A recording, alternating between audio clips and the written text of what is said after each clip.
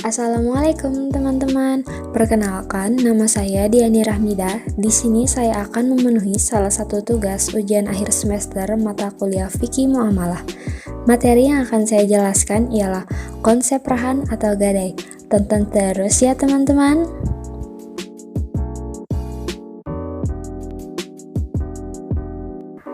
Tahukah teman-teman apa itu rohan atau gadai? Secara bahasa, kata arohan berarti menjadikan sesuatu barang yang bersifat materi sebagai pengikat hutang. Sedangkan menurut istilah adalah menyandera sejumlah harta yang diserahkan sebagai jaminan secara hak dan dapat diambil kembali sejumlah harta dimaksud sesudah ditebus. Jadi, pengertian rohan adalah menahan barang jaminan yang bersifat materi milik si peminjam atau rohin sebagai jaminan atas pinjaman yang diterimanya, dan barang yang diterima tersebut masih bernilai ekonomis, sehingga pihak yang menahan atau murtahin memperoleh jaminan untuk mengambil kembali seluruh atau sebagian utangnya dari barang gadai dimaksud, bila pihak yang menggadaikan tidak dapat membayar utang pada waktu yang telah ditentukan.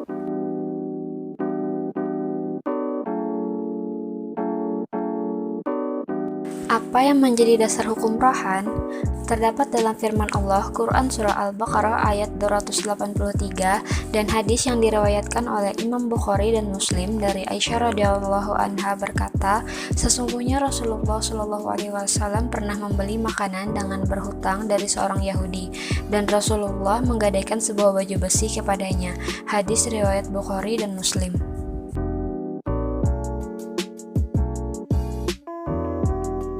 Para ulama fikih sepakat menyatakan bahwa arohan boleh dilakukan dalam perjalanan dan dalam keadaan hadir di tempat, asal barang jaminan itu bisa langsung dipegang atau dikuasai secara hukum oleh pemberi hutang.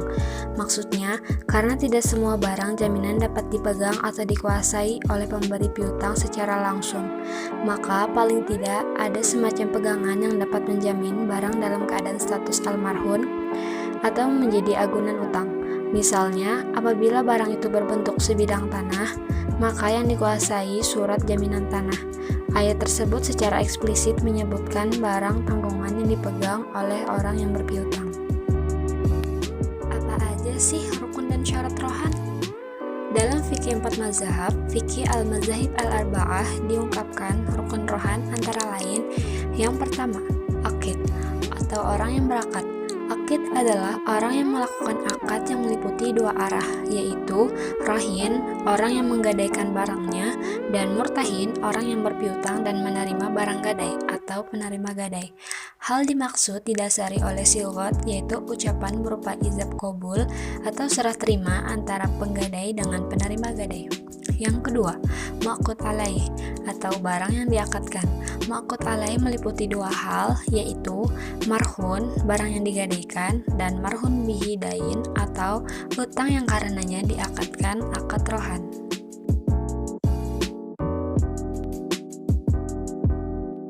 Selain rukun yang harus terpenuhi dalam transaksi rohan, maka dipersyaratkan juga syarat. Syarat-syarat rohan dimaksud terdiri atas: yang pertama, silgot. Syarat silgot tidak boleh terikat dengan syarat-syarat tertentu dan waktu yang akan datang. Misalnya, orang yang menggadaikan hartanya mempersyaratkan tenggang waktu utang habis dan utang belum terbayar, sehingga pihak penggadai dapat diperpanjang 1 bulan tenggang waktunya, kecuali jika syarat itu mendukung kelancaran akad, maka diperbolehkan. Yang kedua, pihak-pihak yang berakad cakap menurut hukum. Pihak-pihak yang berakad cakap menurut hukum mempunyai pengertian bahwa pihak rohan dan marhun cakap melakukan perbuatan hukum yang ditandai dengan akil balik, berakal sehat, dan mampu melakukan akad. Menurut sebagian pengikut ulama Abu Hanifah, membolehkan anak-anak yang mumayyiz untuk melakukan akad karena dapat membedakan yang baik dan yang buruk. Sedangkan menurut ulama mazhab Hanafi, kedua belah pihak yang berakad tidak disyaratkan balik, melainkan cukup berakal saja. Yang ketiga, utang atau marhun bih. Utang atau marhun bih mempunyai pengertian bahwa yang pertama, utang adalah kewajiban bagi pihak berutang untuk membayar kepada pihak yang memberi piutang. Yang kedua, merupakan barang yang dapat dimanfaatkan. Jika tidak bermanfaat, maka tidak sah. Yang ketiga, barang tersebut dapat dihitung jumlahnya. Syarat yang keempat yaitu marhun. Marhun adalah harta yang dipegang oleh murtahin atau penerima gadai atau wakilnya sebagai jaminan utang. Para ulama menyepakati bahwa syarat yang berlaku pada barang gadai adalah syarat yang berlaku pada barang yang dapat diperjualbelikan.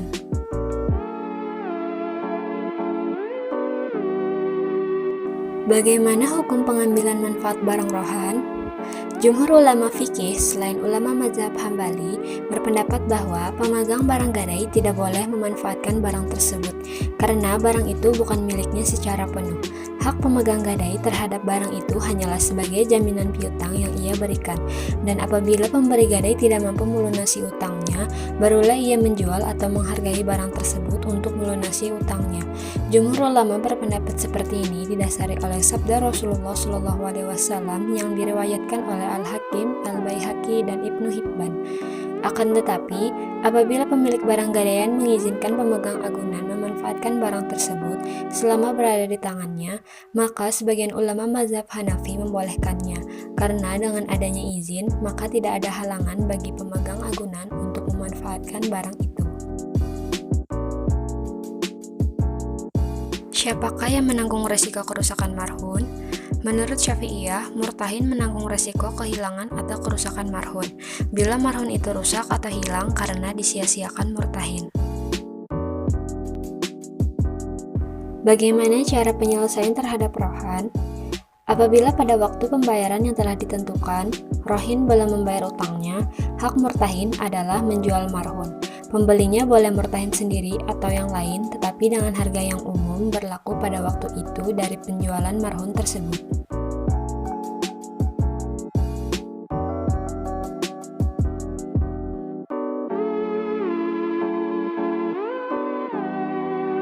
Assalamualaikum, hai semuanya. Di sini saya ingin bertanya, bagaimana hukum barang gadai jika seseorang pemilik barang tersebut telah meninggal dunia? Waalaikumsalam ukhti. Baik, saya akan menjawab. Jadi, akad gadai dalam fikih itu sudah sah apabila pihak rahin sudah menyerahkan barang yang digadaikan kepada murtahin, dan murtahin sudah menyerahkan uangnya kepada rahin. Akad tersebut sudah sah dan memiliki ketetapan hukum, jadi tidak bisa dibatalkan yang disebabkan meninggalnya seorang rahin. Sehingga apabila rahin wafat, maka akad gadai tetap bisa dilanjutkan oleh ahli warisnya. Misalnya, anak dari almarhum rahin tersebut dapat menebus barang yang digadaikan orang tuanya menggunakan harta warisan orang tuanya. Syukron. Wah, alhamdulillah ukhti, jawabannya udah sangat jelas. Nah, di sini saya ingin bertanya kembali, apakah boleh jika pihak penggadai melelang barang gadaian apabila pemilik barang tersebut tidak dapat melunasinya pada saat batas waktu pembayaran itu tiba? Baik, saya akan menjawabnya. Pihak penggadai boleh melelang barang gadaian apabila pemilik barang tersebut tidak dapat melunasinya saat batas waktu pembayaran tiba, asal pihak penggadai sudah mendapatkan izin dari pemilik barang gadai itu. Tetapi jika pemilik barang gadai itu tidak mengizinkannya, maka pihak penggadai tidak boleh melelangkan barang tersebut, dikarenakan telah ada kesepakatan antara kedua belah pihak sebelumnya. Syukron.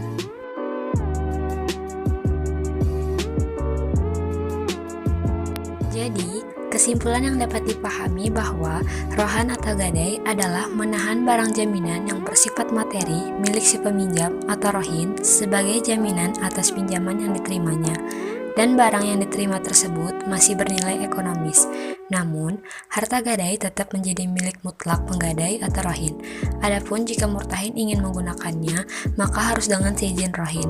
Rohan atau gadai boleh dilakukan hadir di tempat ataupun pada saat perjalanan. Jika salah satu pihak baik antara rohin maupun murtahin yang meninggal dunia, maka akad rohan tidak dapat dibatalkan dan tetap dilaksanakan oleh ahli warisnya, dan marhun tersebut dapat ditebus dengan menggunakan harta warisan. Mohon maaf apabila ada kesalahan atau kekurangan dalam video ini. Semoga bermanfaat.